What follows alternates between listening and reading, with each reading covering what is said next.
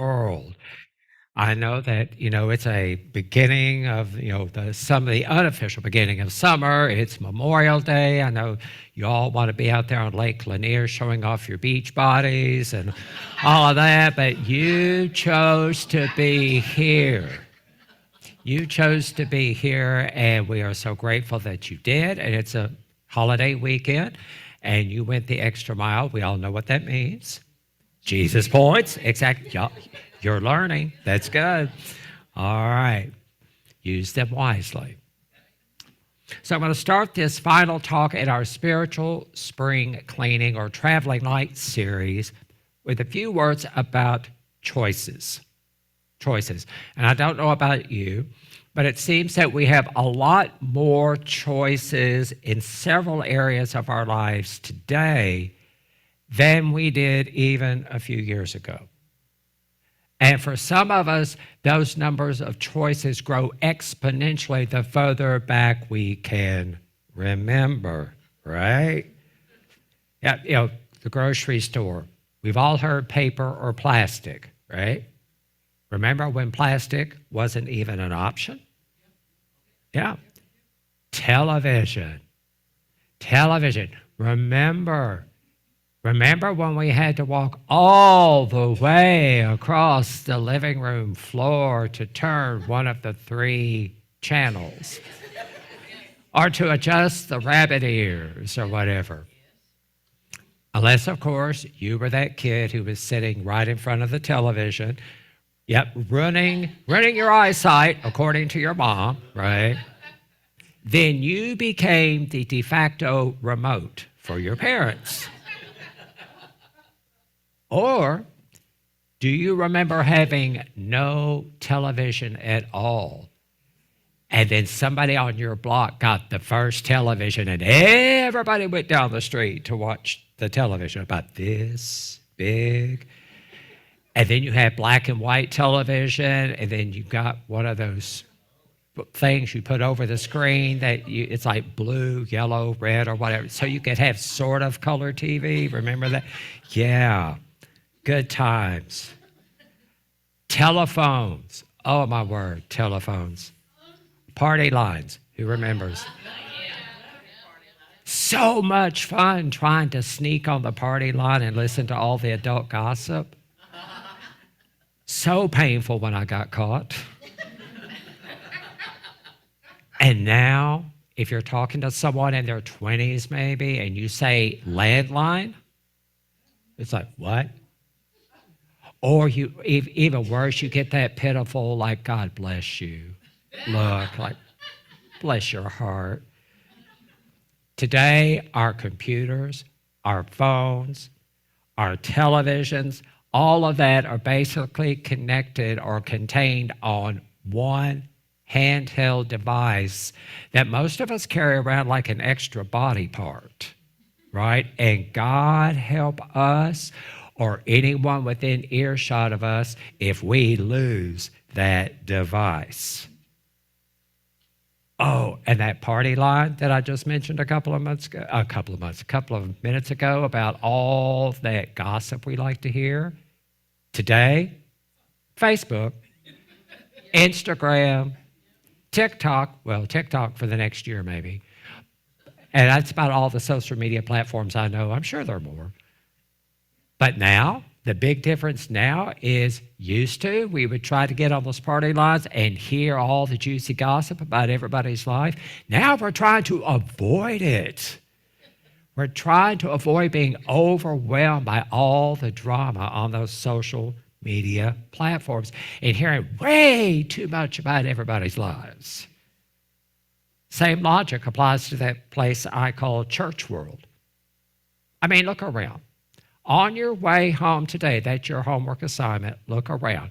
How many churches can you fit in a square mile? Seriously, right? A bunch. Exactly. Most of y'all know I commute from Canton, right? So I go down to Jesse Jewell, which becomes 369, and all the way down to 20 and across. I cannot even count the number of churches between here and getting on to 369, leaving Gainesville, all over the place. And that continues almost all the way to Canton. Now, there may only be 2 or 3 houses around, but there is a big church sitting on the side of the road somewhere, right? And to be fair, most of these churches are on a very different page when it comes to spirituality and religion than we are here at Unity of Gainesville. And that's okay, because remember, in Unity, we honor the peaceful paths and beliefs of all faith traditions, whether or not we agree with the beliefs or the practices, right? We say we honor the truths in all religions. Still, you could probably say that Unity of Gainesville is kind of the rainbow sparkly unicorn in the local family of churches, aren't we? And I don't know about you, but I'm fine with that. I'm good with that. And the choices don't stop there when it comes to church. Do you attend in person? Do you attend online? Sometimes a little bit of both. Music, rock, pop, traditional, slow, fast, combo package. Intergenerational, or focusing on one generation? Do you go to the church with the hip, cool pastor, or do you go to the one with, well, he's slightly older, but he's still sort of relevant? Large, medium, small congregation. What about the spirituality and the religion taught in these places? Makes your head hurt sometimes, doesn't it? So the plan for today is to take a closer look at how we can sort through some of these choices, as well as take a look at a few other practices of spiritual minimalism. And as always, I want to start with a quick review so we're all caught up. We've already learned the importance of traveling light, and we do that by activating our power of release. We do that by going within through simple meditation and prayer and mindfulness practices.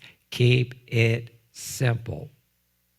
And when we do that, we start giving ourselves space to breathe and to listen to and for our heart voice.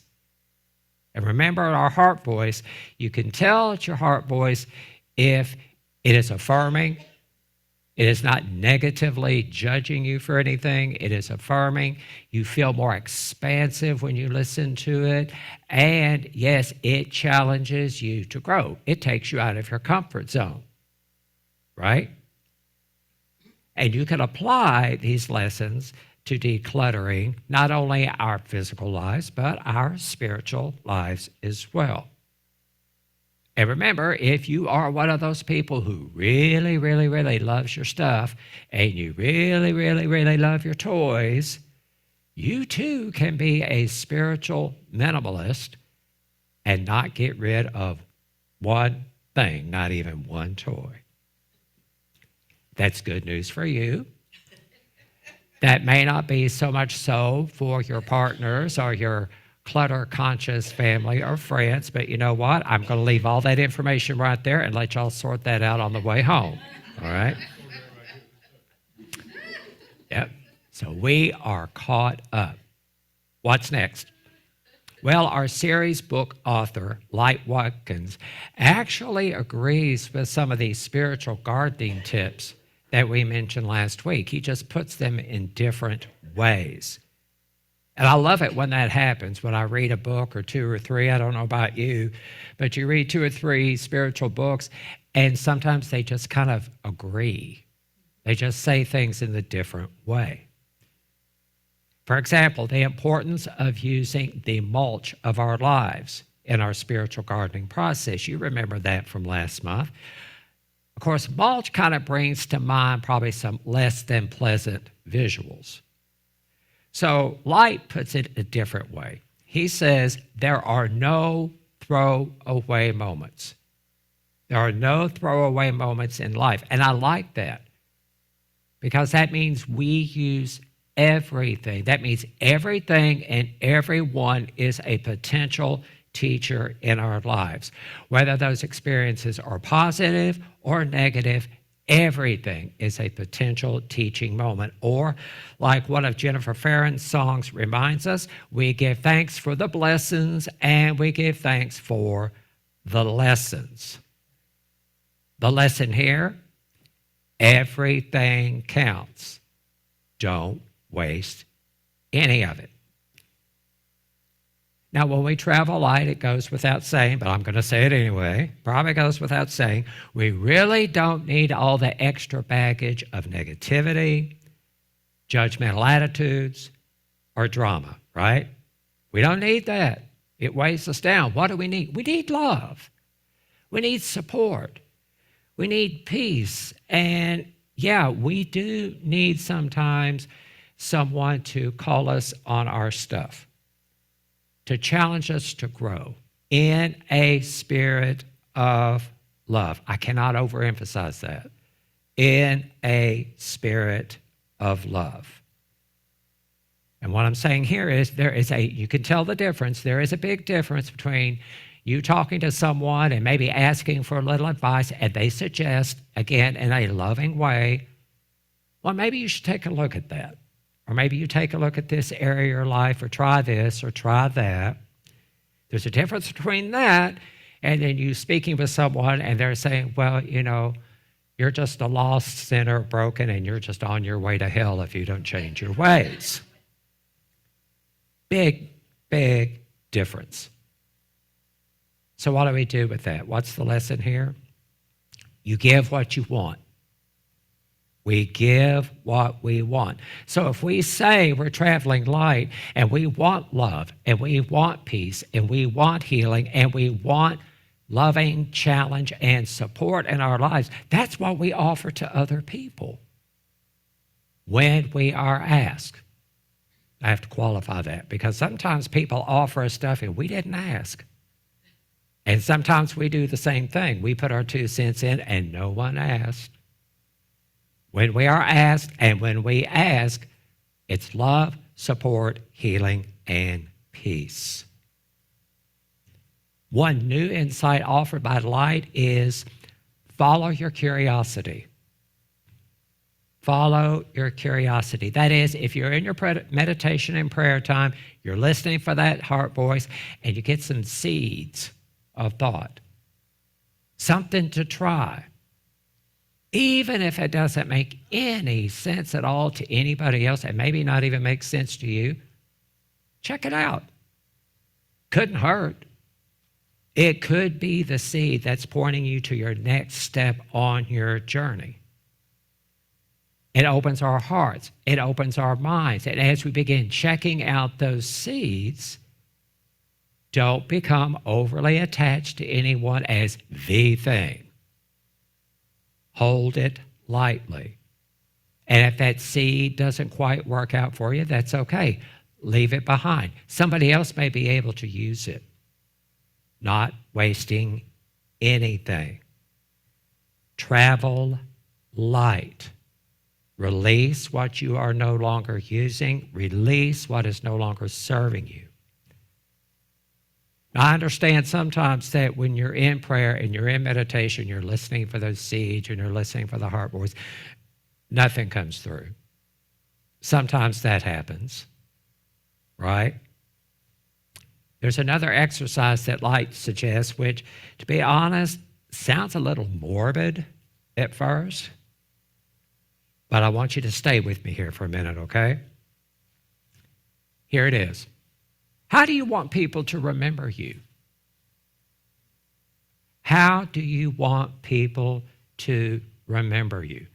Maybe think about your celebration of life service, and I know nobody wants to think about that. Nobody wants to rush that.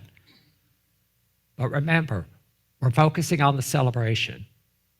Our bodies die. Our essence, our soul, our energy, whatever you call it, is eternal. We're free. Think of it that way. Dang, I'm free. I am free and I am unlimited. Right?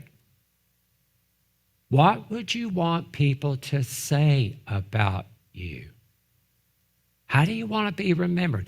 Maybe you want to be remembered as a strong social justice advocate, Or maybe that you had a heart for people who are hungry, or for children, or for animals, or for the environment. Or maybe you're just that person that you were such a peaceful presence. You were great at hospital visits and caring for people and going to nursing homes, and that was just your thing. Or maybe people remember you for being a great organizer or a teacher or a friend. Whatever it is, why do that? Why go through all this exercise, especially if it sounds a little morbid? Because of the way that we think about ourselves, or what we want people to remember about us. Those are clues to your core values, what is most important to you. And your core value or values inform your life purpose. How do you want people to remember you? Think about that. Those are your core values. That informs your life purpose. Make sense? Okay. This brings us to our last principle in spiritual minimalism, and it is called the freedom of choicelessness. That is so weird, isn't it? The freedom of choice. What is so freeing about not having choice? Stay with me here for a second. Remember the exercise we just went through, right? So as your core values and as your life purpose begin to come into focus, no matter how many hundreds or even thousands of choices come our way, if it doesn't align with your core value or your purpose, don't do it. Don't have a choice, because these are your core values. You focus on what serves your core values and your purpose. You know, there are a multitude of wonderful causes out there, right? When that happens and you are bombarded with all this stuff, like we all are, well, yeah, I need to help this cause and I need to help that cause. This is really speaking to me and all that. Just stop. Stop and think, which one? Key word, one. Which one aligns most closely with where you are now, with your core values and what you see as your life purpose? That's the one you do. That's your choice. Everything else, no matter how worthy it may be, is a choice for you at that time. This is what you do. See how that works? In a way, it's choicelessness. We're focusing. That's the whole point of this. We are focusing. And don't think that you have to stay with that choice forever. It's like volunteering at different places. If you have a heart for feeding hungry people and you volunteer at one food pantry for a while and it doesn't work out for whatever reason, you can choose another one. It's okay. The point here is one thing. What are we doing here? Spiritual minimalism. Travel light. Keep it as simple as possible. And I know this is tough, folks, because, again, there are so many worthy causes out there in the world. And I'm one of those people. I struggle with this. I love animals. And if you left me unsupervised at an animal shelter, I would be divorced.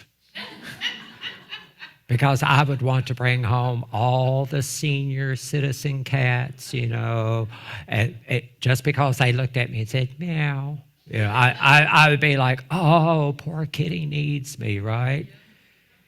Yeah, I would be kicked out of the house so fast. So I get it. I get it. But it's necessary, folks.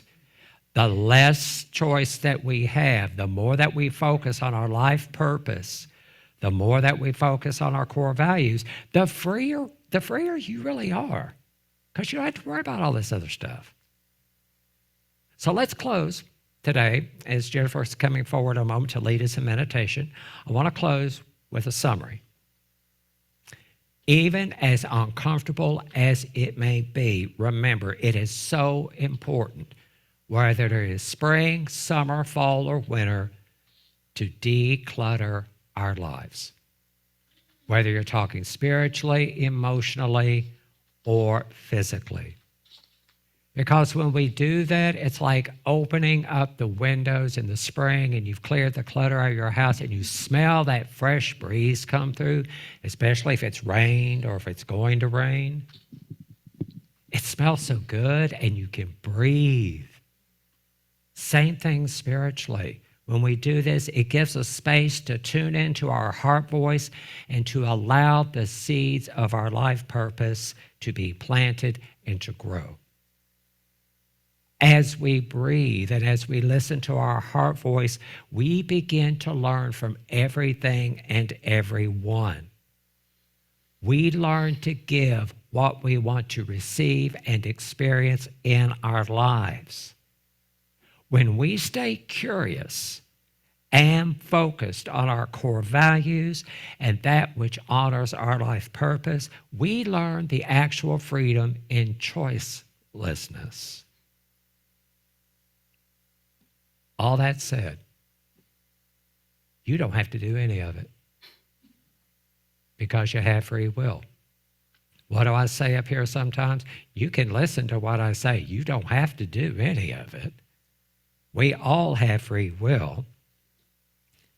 So if we don't want to travel light, what's the option? The option is probably dragging around that bulky suitcase of stuff, emotionally, spiritually, or physically, all of that stuff that no longer serves us. And I don't know about you, but as far as I'm concerned, and quoting that great theologian Medea, ain't nobody got time for that. Ain't nobody got time for that. Amen. Amen. And so it is.